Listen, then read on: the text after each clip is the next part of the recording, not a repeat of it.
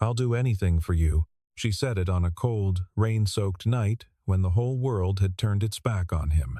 He, a broke, single father, grinding through 12-hour shifts to keep his sick little girl alive. She, a powerful CEO, beautiful and untouchable, who had never believed in love or human decency. They met at the worst possible moment, and the man she had once dismissed without a second glance turned out to be the only one who could keep her from falling completely apart. When the truth finally surfaced, she understood. The person she needed most had been standing in front of her all along. The rain started just after 7. Ethan Caldwell didn't own an umbrella. He hadn't owned one in 2 years, not since Lily had used his last one as a pretend spaceship and snapped the frame in half. He hadn't bought a replacement because umbrellas cost $8, and $8 was half a bag of groceries. So he walked. He walked the 6 blocks from the bus stop to the front entrance of the Delacroix building, with his collar turned up against the October chill, his steel-toed work boots darkening in the puddles, his canvas jacket soaked through in under 3 minutes. He clocked in at 7:04 p.m., 4 minutes late, and signed his name in the security log with the kind of practiced calm that came from having nothing left to lose over small indignities. The night shift guard. $41 an hour. 42 hours a week on a good week. Not enough. Never quite enough. He settled into the chair behind the lobby desk, peeled his jacket off and draped it over the back, and pulled out the small, laminated photo he kept folded in his breast pocket. Lily, at age 5, gap-toothed and grinning, holding a crayon drawing of the two of them. She'd written "Datey plus me" across the top in red, the letters large and uneven and perfect. She was 6 now, and the drawing was still the best piece of art he'd ever seen. He set it against the base of the desk lamp, the way he always did, and got to work. 43 floors above him, the city looked entirely different. The corner office on the 43rd floor of the Delacroix building had floor-to-ceiling windows and a view that swept from the river to the skyline. On a clear night, you could see the bridge lit up like a string of pearls. On a rainy night like this one, the city blurred into a smear of amber and white, beautiful in the way that things are beautiful when they're distant and untouchable. Victoria Hargrove was not looking at the view. She was at her desk with 3 screens open, a pen in her hand, and a legal brief she'd read 4 times without retaining a single sentence. Her executive assistant, Paige, had left 2 hours ago. The cleaning crew had come and gone. The floor was silent, except for the ambient hum of the building's ventilation system and the low percussion of rain against glass. Victoria was 37 years old. She ran Hargrove Capital, the investment firm her father had built, and she had tripled in size over the past decade. She had been named one of the most influential women in finance 3 years running. She had a penthouse apartment 8 blocks away, a wardrobe that a magazine had once described as architectural, and a reputation for precision and relentlessness that made grown men take a careful breath before entering her office. She had not been on a date in 2 years. She had not cried in longer than that. She had a system. She had learned. After the thing with Connor, she never called it a betrayal, even privately, even now that systems were more reliable than people. Emotions were variables. Variables introduced risk. Risk introduced loss. She controlled the variables. She worked until exhaustion, and then she worked a little more. She picked up the brief again. She still couldn't read it. The board meeting had gone badly, and Victoria knew it before she stepped out of the building. 3 hours of it. Her largest investor, George Whitmore, sitting across the table with that particular expression he wore when he'd already made up his mind and was simply waiting for her to stop talking. He had questions about the Carver acquisition, questions about the liability exposure, questions carefully phrased, professionally neutral about her judgment. She had answered every one, clearly, correctly, with data. He had thanked her and left without making eye contact. She stood on the sidewalk at 11:15 p.m. and waited for her car. The rain had intensified. Her driver, Stefan, wasn't answering his phone. She'd call the service. But her phone was at 4% and the charger was in her office, and her umbrella was in the car that wasn't here, and the building's front awning was already crowded with 3 other people waiting out the same storm. She started walking. She made it half a block before the heel of her left shoe caught a crack in the pavement. The fall was fast and absolute. One moment she was upright, moving with the purposeful stride she'd spent 20 years cultivating. The next, she was on her hands and knees on wet concrete, her portfolio skidding under the wheel of a parked bicycle, her stockings destroyed, her left palm bleeding from where it had caught the curb. She stayed there for a moment, kneeling in the rain, her hair plastered to her face. Nobody stopped. 2 people walked past. One glanced at her and kept moving. The other didn't glance at all. The world continued on its ordinary axis. She looked up. A man was crouching in front of her. He had a security badge clipped to his jacket, the Delacroix building badge, the logo she recognized. He was holding out his hand, not urgently, not with the performed solicitude of someone who wanted to be thanked, just a hand. Open. Steady. You're bleeding, he said. Can you stand? I'm fine. She did not take the hand. He didn't move. Okay. But you're kneeling on wet concrete in the rain, so. She stood on her own. Her ankle protested but held. She retrieved the portfolio, shook the water off, and pushed her hair back from her face. The man was still there, standing with his jacket already half off. Don't, she said. He finished taking it off and held it out anyway. It was a canvas work jacket, completely saturated, technically useless as shelter. It was also the only gesture available to him. I don't need it, she said. You're shaking. She was. She hadn't noticed. She took the jacket. She told herself it was practical, not emotional. She was cold, she was wet, she was bleeding from her palm, and a jacket, even a soaked one, was a jacket. Thank you, she said. You need a cab? My driver. I can flag one down. It's faster than calling. He did. It took him less than 90 seconds. He stepped into the street, raised his arm with the unself-conscious confidence of someone who had done this 1,000 times. And the cab pulled over. She opened her bag. He blinked. What? For your time. For the jacket. She held out 3 folded bills. $60. Reasonable, she thought. Fair. He looked at the money. Something moved across his face, not offense. Exactly. More like the quiet resignation of someone who had long since stopped being surprised by a particular type of assumption. Keep it, he said. He turned and walked back toward the building. She stood in the rain with $60 in her hand and watched him go. She found out who he was on a Thursday morning, 3 days later. She had come down to the lobby earlier than usual, a delivery she wanted to intercept personally, and she saw him at the front desk, still in the night shift's last hour, transferring log entries into the digital system with the focused efficiency of someone who took even routine tasks seriously. She stopped. She recognized the jaw, the posture. The way he held himself, not deferential, not aggressive. Just present. You work here, she said. He looked up. He recognized her too. She could tell from the slight recalibration in his expression, not surprise, more like acknowledgement. He set down his pen. Night security. Ethan Caldwell.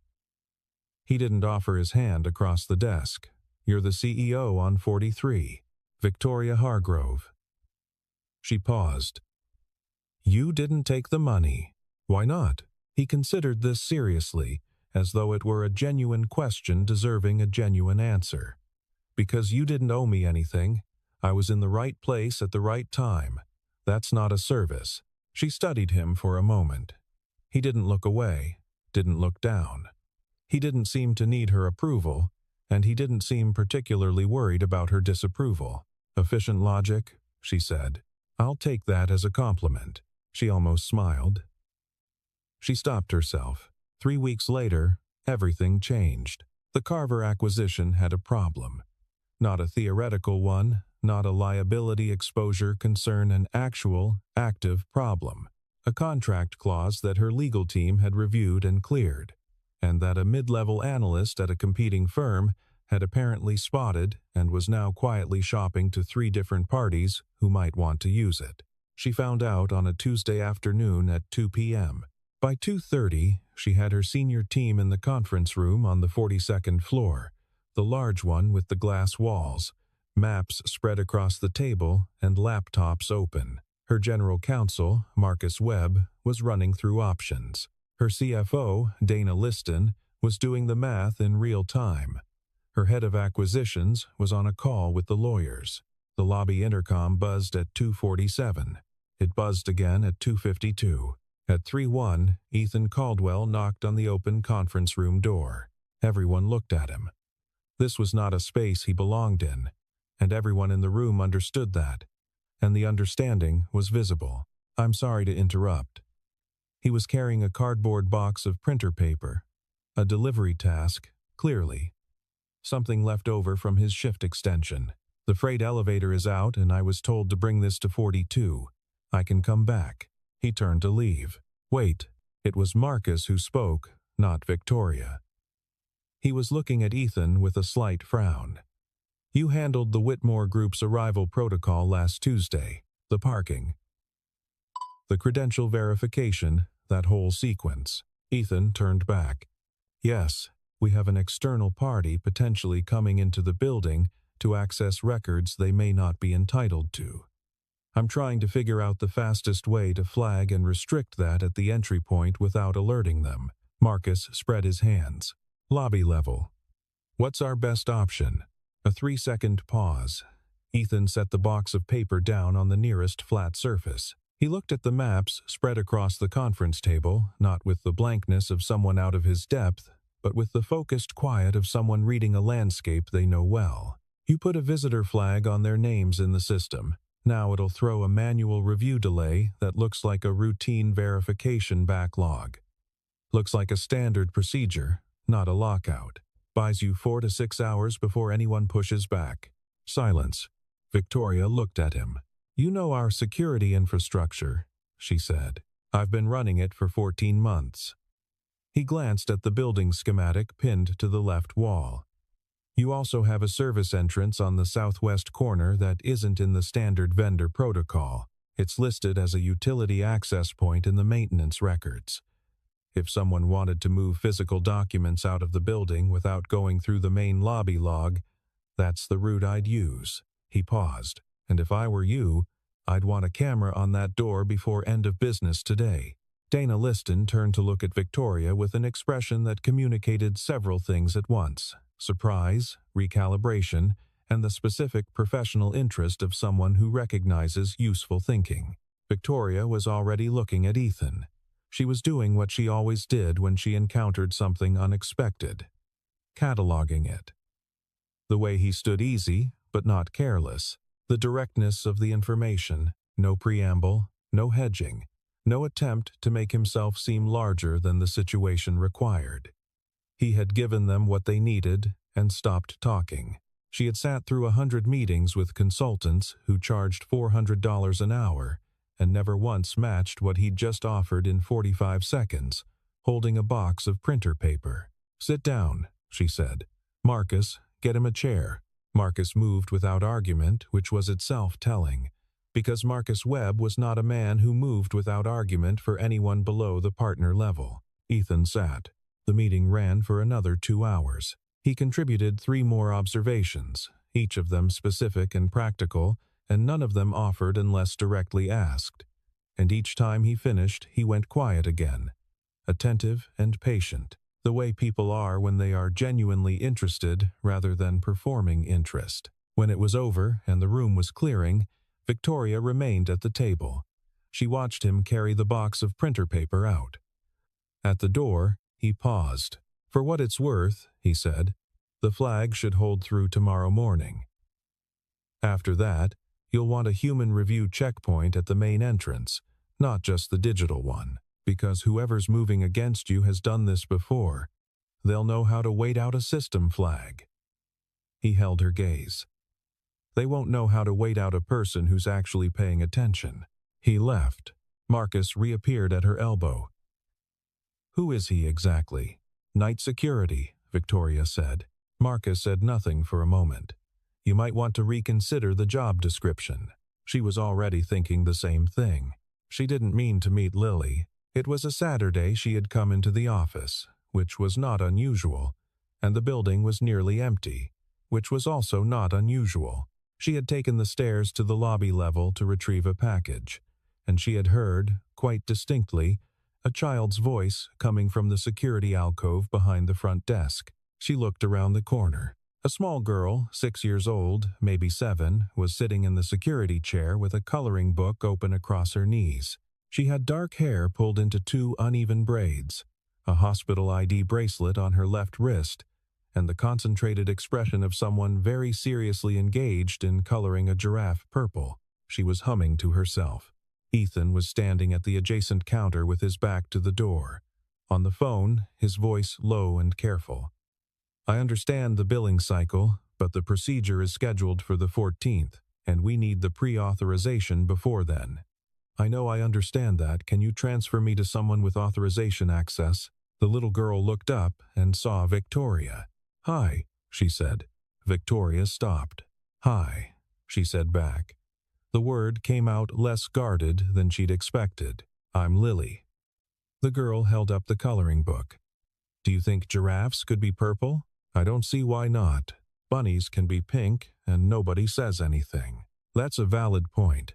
Lily considered her with the frank, uncomplicated assessment of young children. You have a pretty coat. Thank you. My Baba made me these braids, but he did them too tight. She touched one experimentally. He tried really hard, though. He watched a video 4 times. Something shifted in Victoria's chest. A small, quiet thing, like a door that had been stuck for a long time, moving slightly on its hinges. Lily. Ethan had hung up the phone. His voice was careful. This is Miss Hargrove. She works in the building. She said giraffes could be purple, Lily reported. That sounds about right. He met Victoria's eyes over the top of Lily's head. A look passed between them, nothing dramatic, nothing stated, just acknowledgement. This is my daughter. This is what I'm carrying. The pre-authorization is still pending, he said quietly. Not for Lily's benefit. I heard. Victoria was looking at Lily, who had returned to her giraffe with total dedication. How long? Surgeries in 11 days. He said it the way you say something you've said so many times it has stopped feeling like language. Congenital heart defect. They've been managing it conservatively, but the cardiologist thinks, he stopped. She needs it. The bracelet on Lily's wrist caught the light. Victoria watched the small girl color. She doesn't know? Victoria asked. She knows she has a sick heart. She knows the doctors are going to fix it. He paused. She told me last week not to worry. Said she was going to be fine. His voice was very steady. She's 6 years old and she told me not to worry. Victoria said nothing. Later, alone in the elevator, she stood with her package under her arm and stared at her own reflection in the brushed steel door, and felt something she hadn't felt in a very long time. She didn't have a name for it. She didn't like having things she couldn't name. There were things neither of them talked about easily. Ethan had gone to Ridgemont University on a partial scholarship, engineering track, with the quiet intention of becoming someone who built things that lasted. His mother's heart attack in his junior year had interrupted that. He'd come home for what was supposed to be a semester, and the semester had extended, and eventually he had made his peace with the extension. He'd met Diane at 26, married her at 28. She was warm and funny, and she loved music, and she was not built for the weight of things, though neither of them had known that going in. When Lily's diagnosis came at 4 months old, Diane had tried. She had genuinely tried for 3 years, and then one morning she had left a letter on the kitchen counter and driven away, and Ethan had stood in the kitchen for a long time reading the letter, and then he had put it in the trash and gone in to check on Lily. He had not spoken about Diane to anyone except his sister, and his sister was in Portland, and they talked on the phone twice a month. He didn't resent Diane. Resentment took energy he didn't have. What he carried instead was something quieter and more enduring, the particular loneliness of a person who had been chosen and then unchosen, and had quietly rearranged his entire understanding of himself around the second event rather than the first. He had been a husband. He was a father. One of those identities had been taken back. He held the remaining one as carefully as you hold something you know you cannot replace. What he had come to understand, in the years since, was that he did not need to be loved in order to give love. He had not arrived at this philosophically, he had arrived at it practically.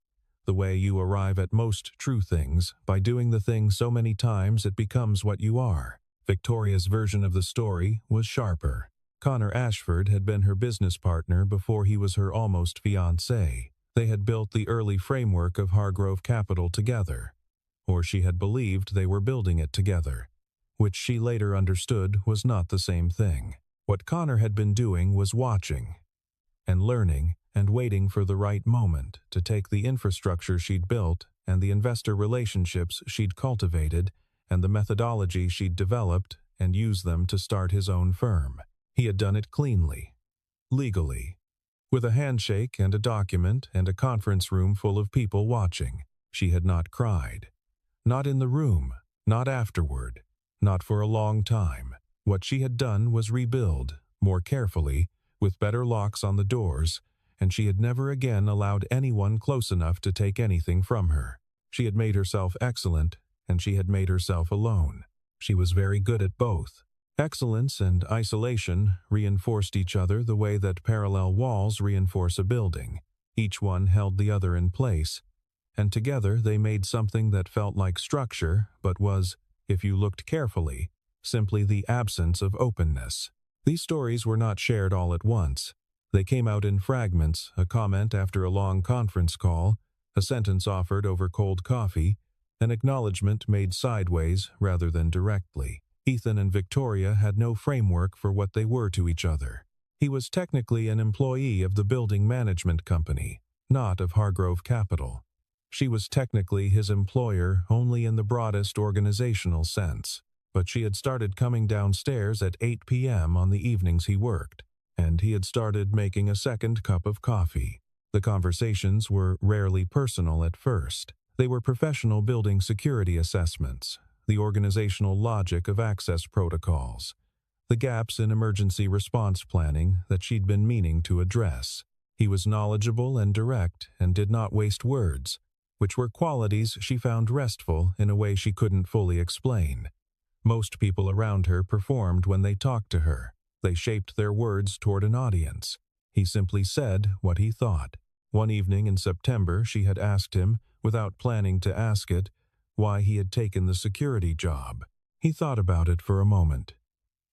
"It's nights," he said. "Lily's asleep. I'm here. It pays." He turned the coffee cup in his hand, and it's quiet enough to think. "What do you think about?" "Engineering problems, mostly." He glanced at her. Old habit. She had looked at him differently after that. Not with pity, he would have noticed pity, and she knew enough about him to know he wouldn't have tolerated it quietly. With something more like recognition, the sense of a person who had been taken off one course and set on another, and had made their peace with the new direction without pretending it had been the plan. She understood that more than she'd expected to. Neither of them mentioned this pattern. The crisis arrived on a Wednesday. George Whitmore called at 9 a.m. to say he was withdrawing his investment group from the Carver deal, not just pausing, withdrawing, effective immediately, with a written notice to follow. His reason was 3 sentences long and contained the phrase confidence in current leadership direction, which was financier language for something more direct that he had chosen not to say directly. By noon, 2 other investors had called with variations on the same message. By 3, the business media had a version of the story that was partly accurate and mostly damaging. Victoria held the situation together for 7 hours by the force of sustained, relentless focus. She called Marcus, she called Dana, she called the Carver attorneys, She called her communications director. She called 3 board members individually. She managed the message. She controlled the variables she could control. At 4:30 p.m., she got a second call. This one was from a number she didn't recognize. She almost didn't answer. Miss Hargrove. A woman's voice, professional. I'm calling from Street Clements Medical Center. We have Ethan Caldwell listed as an employee of your building. We're trying to reach his emergency contact and his sister isn't answering. His daughter was brought in this morning. She's stable, but the cardiologist needs to speak with someone about moving the surgical timeline up. Victoria stood very still. Moving it up, she repeated. There was an episode last night. The team thinks sooner is better. A pause. Do you know how to reach him? She found him in the parking structure. He was there, she realized later, because it was one of the only private spaces in the building with no cameras on that level, which meant it was the only place he could fall apart without anyone seeing. He was sitting on the concrete floor against a support pillar. His phone was in his hand. He had been crying, or he was about to cry. Or he had finished crying, she couldn't tell which. He looked up when he heard her footsteps. Something moved across his face, the automatic composure, the reaching for steadiness. Don't, she said. He stopped reaching. She's okay, Victoria said. She's stable, but they want to move the surgery up. I said I'd find you. He sat there for a moment. His jaw worked. The insurance authorization is still. I heard. I'll handle it. You don't. I'll handle it. She said it simply, without performance, without the particular cadence of someone doing a favor they expected to be remembered. Go to the hospital. He stood up. He was taller than she'd registered before, taller and thinner, and marked by the kind of tiredness that doesn't come from one bad night but from years of carrying weight without putting it down. Thank you, he said. It was different from the word she'd given him in the rain 3 months ago. Her thank you had been clipped, efficient, transactional. His was something else entirely. She watched him walk toward the stairwell. Then she took out her phone and made a call. He didn't come back to work the next day, or the day after. She understood, rationally, that this was to be expected. His daughter was pre-surgical. He was at the hospital. These were facts that fit together neatly. She understood it less neatly at 8 p.m. on Thursday, when she found herself at the security desk with 2 cups of coffee and no one to give the second one to. She left it there. She told herself she was monitoring a staffing gap. This was partially true. The crisis at Hargrove Capital continued through the week. Marcus and Dana were doing excellent work. The situation was containable. She was managing it. She was doing the thing she had always done, holding the center, controlling the narrative, not allowing the panic in the room to become her panic. But at night, in the quiet between the last call and the first attempt at sleep, she thought about the parking structure, about the look on his face when she'd said don't, and he had, for a moment, simply stopped composing himself, about how strange it was to trust someone enough to be seen. On Friday, she got a text from a number she'd saved under his name. Surgery moved to tomorrow morning. She's not scared. I am. She read it twice. She typed, she's going to be fine. She deleted it. She typed, which hospital? What time? She sent it. He didn't answer for 40 minutes. She was in the elevator when she found out the full picture. Paige had run the numbers on the insurance situation, not at Victoria's request, but because Paige was the kind of person who ran numbers and had forwarded them in a quiet email, flagged low priority at the end of the day, which was Paige's way of saying, I didn't want to make this a thing, but you should probably know this. The pre-authorization had finally come through, but the procedure cost was above the covered threshold by a significant margin. Ethan had known this. He had known for 2 weeks. He had said nothing. He had been working double shifts and selling his car and calling every financial assistance program in the county directory. And he had said nothing. She sat in her car in the Hargrove Capital parking garage, in the dark, with Paige's email on her phone, and she stayed there for a long time. The numbers were specific. $15,840 above the insurance threshold. For a procedure scheduled 11 days out, now moved to tomorrow. And he had known. He had known for at least 2 weeks, while working double shifts and managing a pre-surgical child and showing up to board crisis meetings to give strategic security advice, and he had not said a single word about it. Not to her, not to Marcus, not to anyone in this building who might have helped. She thought about the parking garage, the way he'd been sitting on the floor, not dramatically, not performing collapse, just sitting, the way you sit when your legs give out and the concrete is whatever it is. She thought about the way he'd reached for steadiness when he heard her coming, the automatic composure, the trained-in instinct to be okay in front of other people, and she thought about Connor, about the thing he'd done, the legal, deliberate, systematic taking. She had looked at every subsequent relationship through that lens, applied that template, read every human being as a potential version of the same story. Ethan Caldwell had turned down $60 in the rain. He had worked 14 months in a building without telling anyone he had a degree. He had sat on a parking garage floor and not asked her for a single thing. He had given her strategic counsel during a crisis that had nothing to do with him, and walked out carrying a box of printer paper without once suggesting he deserved more. The template didn't fit. It had never fit. She had just been too careful to notice. Or perhaps, and this was the harder thought, she had noticed, and had applied the template anyway, because the template was familiar, and familiar things are safer than true things.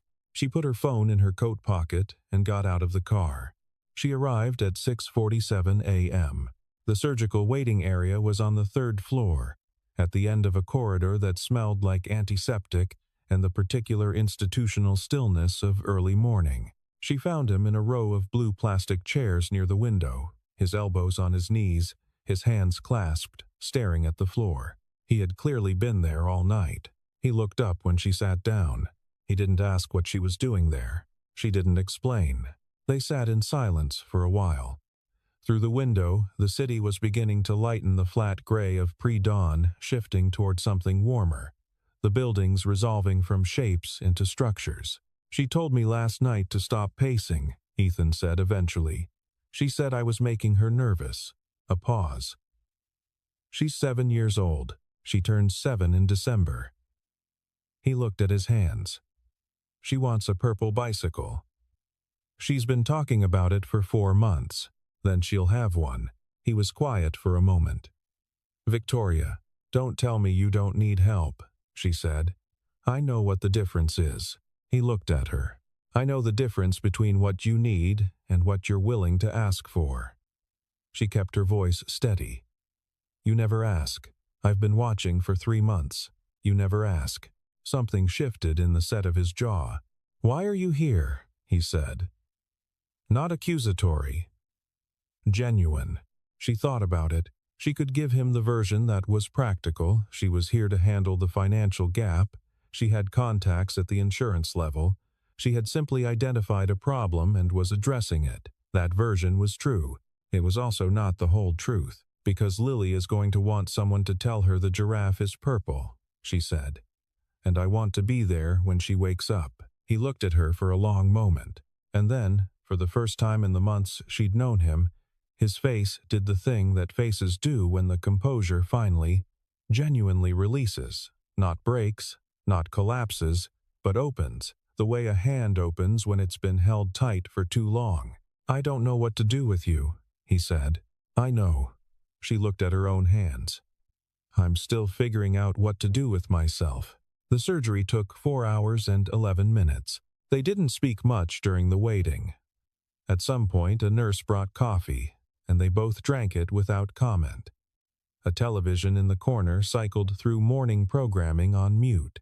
Outside, the city became fully itself, traffic and light, and the ordinary noise of a Thursday in October. At 11:22, the surgeon came through the door. Dr. Patricia Sohn was 61 years old, compact and direct, with the particular economy of movement that belongs to people who have spent decades operating. She looked at Ethan first. She did beautifully. she said. Everything went according to plan. She'll be in recovery for a few hours, and we'll want her monitored overnight. But the structural repair is complete. She's going to be fine, Mr. Caldwell. Ethan stood up. He stood up, and he sat back down, and he put his face in his hands. Victoria put her hand on his back. She had not touched him deliberately before this moment. The contact was simple, the flat of her palm between his shoulder blades, no more than that. But she held it there, and he did not move away. And for a moment they stayed like that in the blue plastic chair waiting room, while the surgeon waited politely and the city moved outside the window. He looked up. His eyes were red. He didn't apologize for this. "Thank you," he said to Dr. Sohn. "She's a tough kid," the surgeon said simply, and left. Victoria withdrew her hand. The billing conversation happened later that afternoon, in a quieter corridor, while Lily was still in recovery and Ethan was briefly available.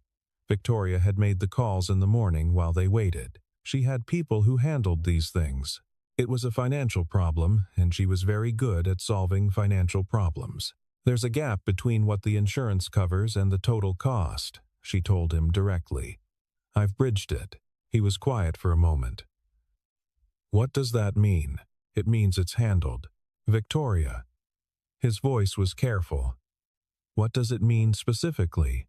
"It means I've directed the funds." "Don't make it a complicated conversation. You paid for my daughter's surgery. I covered the gap, which is different, which is $15,000, closer to 16. But I've made worse investments." He looked at her. "I can't let you do that. I'll do anything for you," she said. The words came out before she'd constructed them, before she'd reviewed them, before she'd assessed the risk. They landed in the corridor between them, plain and unvarnished and more honest than almost anything she'd said in years. He heard them properly. She could see him hearing them. "Not because I feel sorry for you," she continued, and her voice was steadier than she expected. "You don't need my pity. You've never needed it." She looked at the floor, then back at him. "I'm saying it because I've been watching you do everything alone for months, and I finally understand that the reason I couldn't look away is not because I was analyzing you. It's because you are the most genuine person I have ever met. A beat. And I'm a woman who controls everything, and somewhere in the last 3 months I stopped wanting to control this." Ethan said nothing for a long moment. Then, "I turned down $60 once. Don't make me turn down 16,000. You're not turning it down. It's Lily's." He was almost smiling. Almost. "That's very clever," he said. "I'm a very clever person." "I know." He was looking at her, really looking, with the kind of attention that has no agenda behind it. "You're also terrified right now." "Yes," she said, "completely." "Me too." Lily woke up at 4 p.m. She was groggy and slightly confused, and had a tube taped to the back of her hand, and she looked immediately upon opening her eyes at Ethan, and said, "Did I miss lunch?" He laughed. It was the kind of laugh that uses the whole body, the kind that comes out of relief so deep it has no other form. "You missed lunch," he confirmed, "but I'll get you whatever you want." Lily looked past him and saw Victoria. "You're the giraffe lady," she said. "I am. Did my heart get fixed?" "Yes." Victoria moved to the foot of the bed. "The doctor says it's completely fixed." Lily absorbed this. She looked at her hand with the tube taped to it, then at her father, then back at Victoria. "Are you Baba's friend? His good friend or his regular friend?" Ethan made a sound. "I think," Victoria said carefully, "that I might be his very good friend. If he'll have me." Lily turned this over with the thorough consideration of someone who takes friendship seriously. "Okay," she said, "but you have to know that giraffes can be any color." Baba gets confused about that. I agree completely. Also, you have to like dogs. I've been thinking about getting one. Lily appeared satisfied by this. She reached for the remote control with the hand that didn't have the tube in it. "Can I watch cartoons?" "You can watch anything you want," Ethan said. The afternoon light came through the hospital room window at an angle, landing in a long stripe across the floor. The television came on, low and easy. Lily found what she was looking for and settled back against the pillow with the uncomplicated relief of a child who has been told she is fixed and believes it. Ethan sat in the chair beside the bed. Victoria sat in the one beside his. They didn't speak for a while. They didn't need to. Outside, the city was moving into evening, the blue hour, when the light goes soft and the skyline thickens, and things that seemed hard in the sharp light of afternoon look simply like the shape of life. "You could have told me," Victoria said quietly, "about the insurance, about all of it." "So could you," he said. "About Connor?" A pause. "Yes," she said. "I suppose. We're both very careful people." "We are." He looked sideways at her. "You're going to have to stop running the world for 5 minutes occasionally, and you're going to have to let someone help you carry things. That seems like a fair trade." Lily, on the television screen, was watching animated horses run across a cartoon landscape. She had pulled the blanket up to her chin. Her braid was coming loose on one side, the same uneven braid her father had watched 4 videos to learn. And it was imperfect, and it was fine, and it was exactly right. 6 months later, the Carver acquisition closed. Not the way Victoria had originally planned. The terms shifted, the structure changed, and the deal that finally executed was both smaller and, in the end, more sustainable than the original. Marcus called it a lesson in adaptive strategy. Victoria called it what it was, a situation that had forced her to rebuild more carefully. She was good at that. George Whitmore called in January. He wanted to re-engage. She took the call.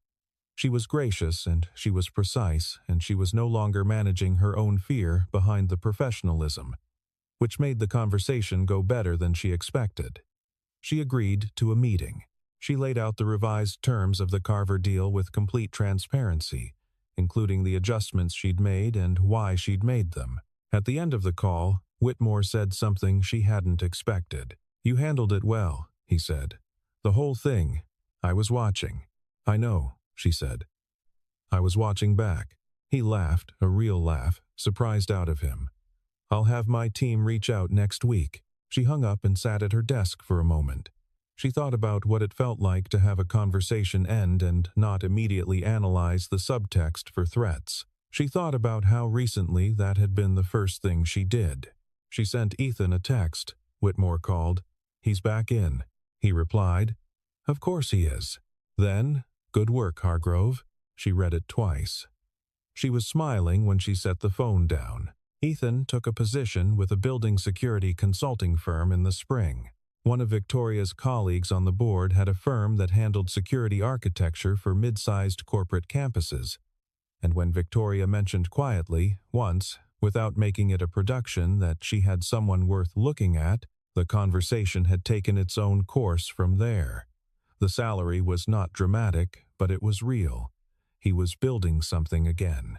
The purple bicycle came in December, 2 days before Lily's birthday. Ethan assembled it in the living room while Lily was asleep, following the instructions with the same focused patience he brought to everything, and when he finished at midnight, he sat on the floor beside it and took a photo and sent it to Victoria.